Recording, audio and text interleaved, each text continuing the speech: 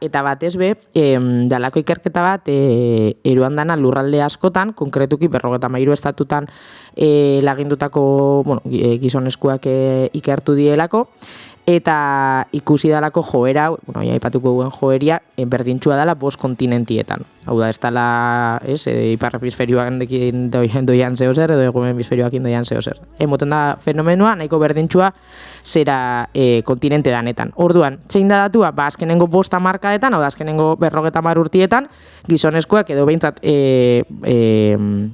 esan da, sakillakin jaizuten dien pertsonak, edo bai hori da, edo barra bile daukin pertsonak behintzat. Euren laginetan sortzen den esperma kontzentrazioa erdira murriztu dela 50 urteetan. Batez be, murrizketa hau emunda gehixau edo uneko handixau baten 2000 urtetik gaur egun arte. Hau da ikerketa bat argitaratu zen Human Reproduction Update deitutako aldizkari zientifiko baten 2021 bateko azaroak 15an.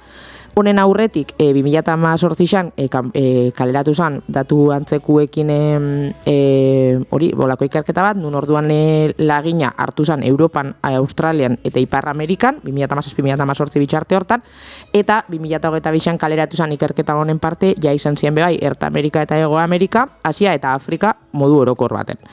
Ikerlarixak die Israel, Estatu Batuak, Dinamarka eta Brasildarrak, eta esan duten moduan, hori 53 bat estatutako laginak hartu die. Eta hori xe da datua, 1973 urtean semen lagin bat hartzen zanean, bertako espermatozoide kopurua esan mililitroko 101 milioi espermatozoide barkatu, eta 2018 urtean lagina berdina hartuta, muestra honek esaten dauzen espermatozoide kopurua dela 59 milioi mililitroko. Piskatzen bakiek boro bilduzkero 100 milioitik 50 milioira.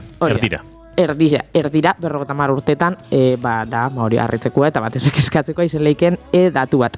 Esan moduan, murrizketa hau nabarmen hau izan da 2000 urtetik aurrera, 1973tik 2000 urtera, urtero bat azbesteko murrizketa zan, 1,6koa, ikusi dizuen murrizketa hori izan apurra zapalaua, eta 2000 urtetik aurrera murrizte hori areagotu da 2,64. Beruzko goiaz ja geixeu.